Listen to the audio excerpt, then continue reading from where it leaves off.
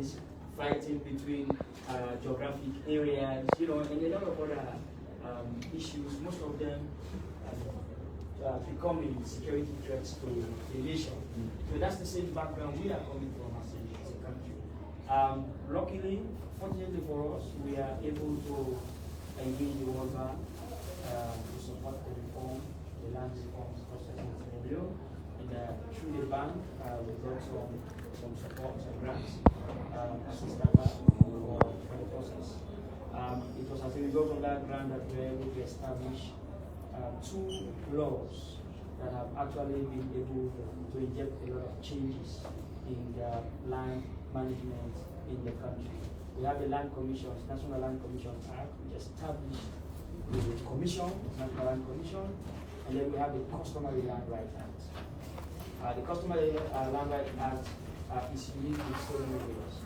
And I think that's one thing that we are coming in with, which we believe we also contribute in a way of learning from maybe what we have been able to do, bringing local authorities, civil society organizations, and governments together, to agree on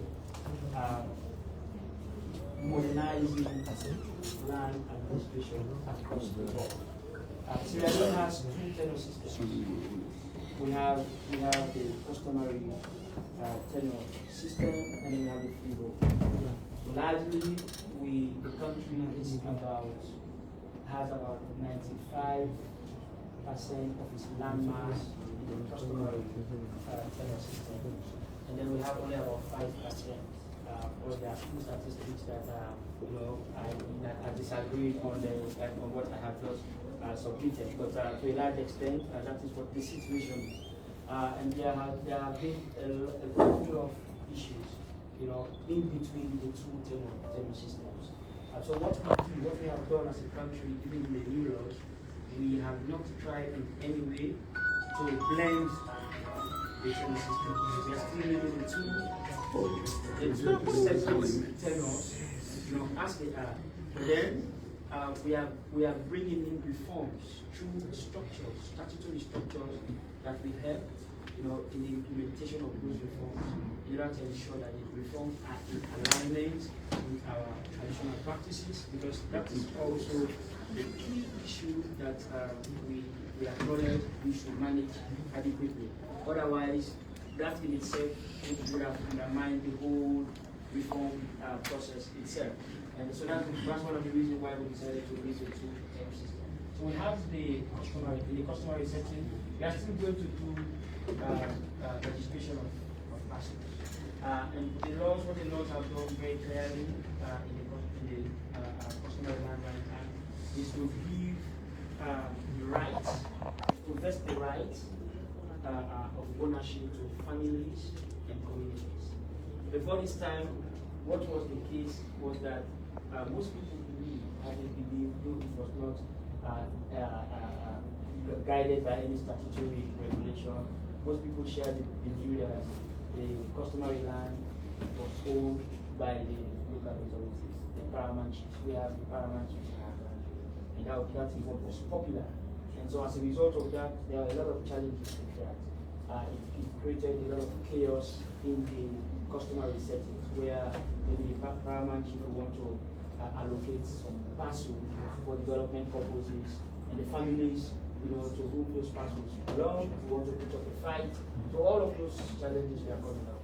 But the new law, because the new law has been very clear, vesting the rights, to the families and the communities, and also not forgetting that the paramount chief is the custodian of the territory. So by extension, the paramount chief is still not taken away from the process, and that's what the new laws have also taken into consideration. We are still bringing them and giving them some authority in the process of land governance.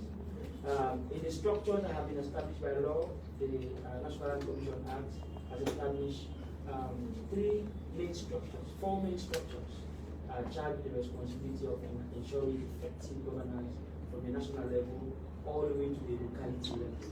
So we have in our laws the National Land Commission, whose responsibility is more like a broader a structure that provides oversight and provides policy direction, that provides training, gives capacity, review policies, for the rest of the effective functions of the other structures.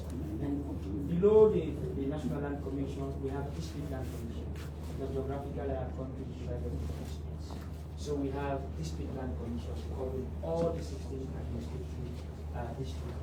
And they have the responsibility of providing oversight in their respective districts, working with stakeholders, collaborating with other actors in the sector in order to ensure that there is effective land governance within the jurisdiction of the district. And below that, we have, below the district divisions, we have chiefdoms in our country. So we also have chiefdom land committees. So for each chiefdom, we have the paramount chief, who is the head of the local authority of that chiefdom. So in the chiefdom land committees, we have the paramount chief who sits there as a chairperson of the committee. And below in every chiefdom, we have localities.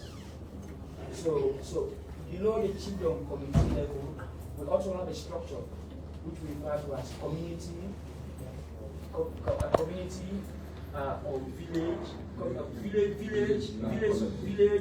village or town land committee.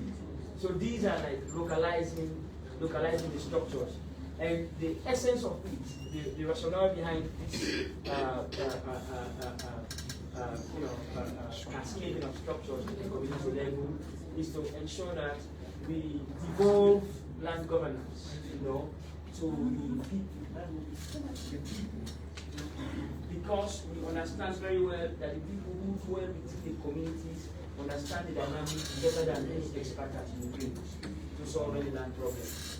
And that has been working out even in a situation where we do not have enough resources as a country to extend our operations across the country. But a few districts where we are in operation, a few districts where we have been able to establish the village and town land committees have been marvelous.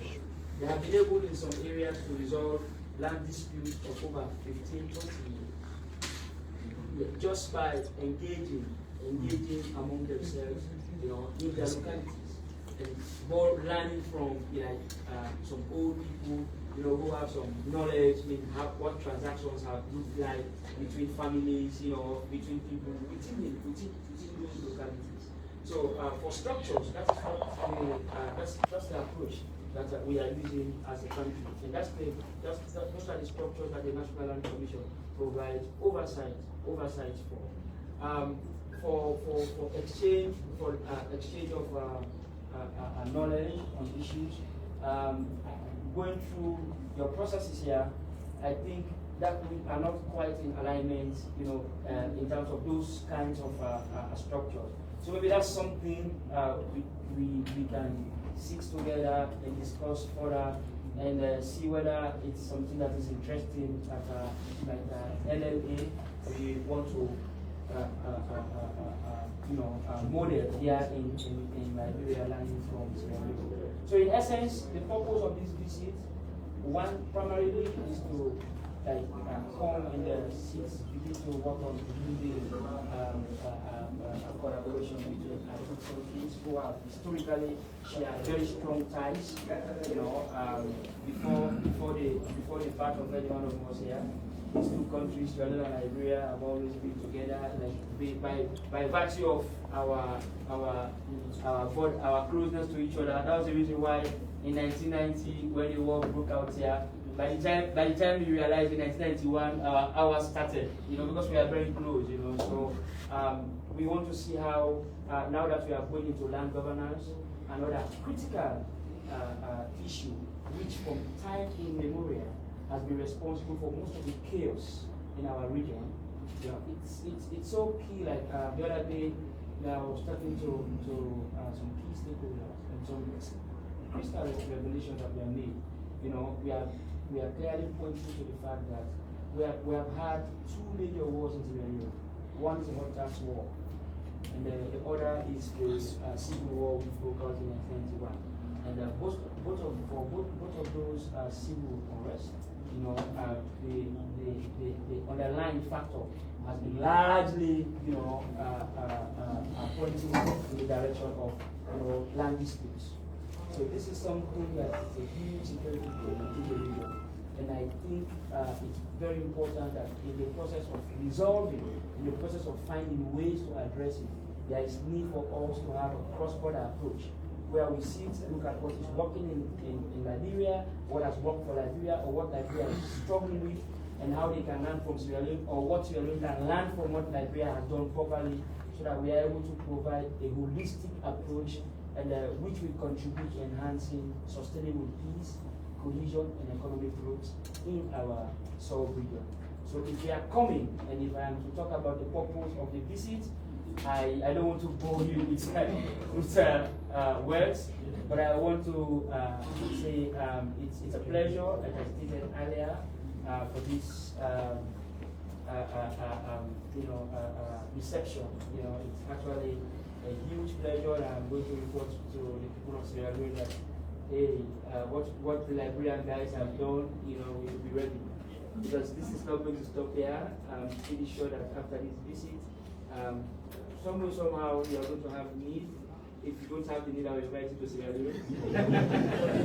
I will invite you to Sierra Leone with delegation, but we have to build this and even expand on it for the good of our persons. Thank you very much. Okay. Thank you so much, Honorable Abu Bakar Sapi Fura Musa. Thank you so much for that brief overview of your land sector and then the purpose of the visit. For those of us who was wanting to see a PowerPoint presentation, it was based on the timing that we get some adjustment. So those presentations will be given to us. We will share with the relevant SMT members who will need it. Before we move forward, let me also state that we have adjusted to extend that for question and answers, it will be done right after an overview of the LLA is carried on by the Executive Director of the Land Authority. On this note, we'll go to Dr. Solomon. We want to have a brief statement. We'll go to you before we come back. Okay, so thank you, Commissioner General, for that overview. It seems like there are a lot of cross-cutting activities from both sides, especially when it comes to the land payment system in the two countries. You started with 2 laws, we also started with 2 laws, and there are a lot of colors you mentioned. So on that note, I'd just like to recognize the Executive Director who was not here in our introduction. We call him the institutional knowledge. That's our Executive Director for the institution. And the Land Authority is structured in such a way we have a chairman, the head of the board of commission. We have 4 additional commissioners. So you have 2 here, and 1 is currently at the Ministry of Finance, running after some documents for us. And the chairman is currently in the U.S. For some engagement. And then we have another one who is, I think Kaba is in the U.S. too, and he's currently online, and we just would like to see our work. Commissioner Kaba? Hello? Commissioner Kaba? Okay, so when you come in, we will have it. So yeah, so you can go from there. Okay, thank you so much, Dr. Solomon. On this note, we will now move to the ED. He will not be doing presentation. He will do an overview, a short one, because he's also caught up with another meeting far in Banga, Bon County, one of the counties of Liberia. So we move to the Executive Director, ED. Thank you, esteemed members from the National Land Commission of Sierra Leone. As the Commissioner indicated, my name is Mr. Fu Stanley Tool. I am the executive, in fact, executive director of the Liberia Land Authority that was established.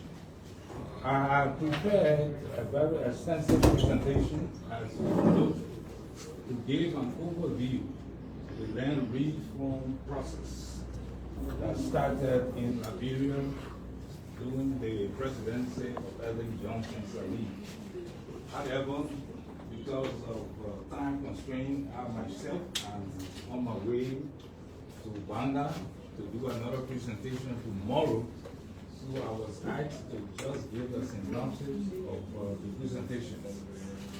I will start first by giving some land-related statistics in terms of the land area of Liberia.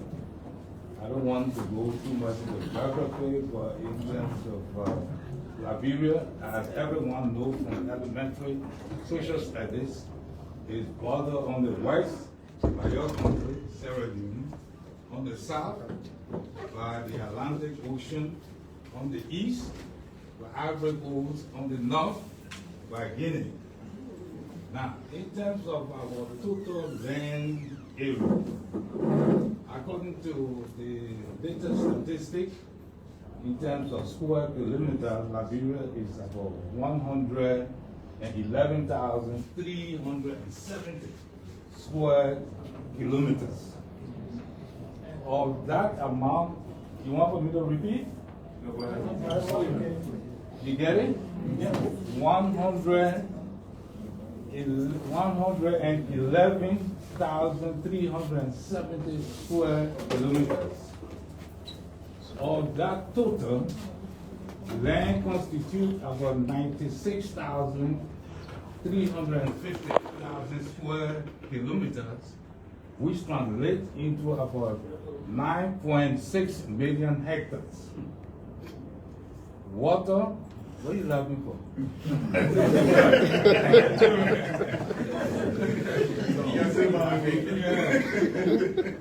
And then water constitutes pretty close to about 15,000 plus. Just to give you a little picture of the land area or the total land in Liberia. Now, I will speak a little bit about the land tenure history of Liberia. What actually propelled Liberia to take the route of land reform. Our land tenure history is characterized by injustice. Injustice in the sense that if you take a look at the history of our country, in the mid-1800s, you had the settlers from America, they came to Liberia. But when they came to Liberia, you still had indigenous Liberians. I showed you are aware of that particular history. When they got here, over a period of time, the land tenure system changed. They brought a system that was based on fee simple, quite different from the system that we had in Liberia. That is a system, the communal system that was practiced by indigenous Liberia. And that, of course, became a clash. Even over time, because of their political weight, they transformed the whole Liberia into public land, not respecting the pre-existing rights of customary communities. So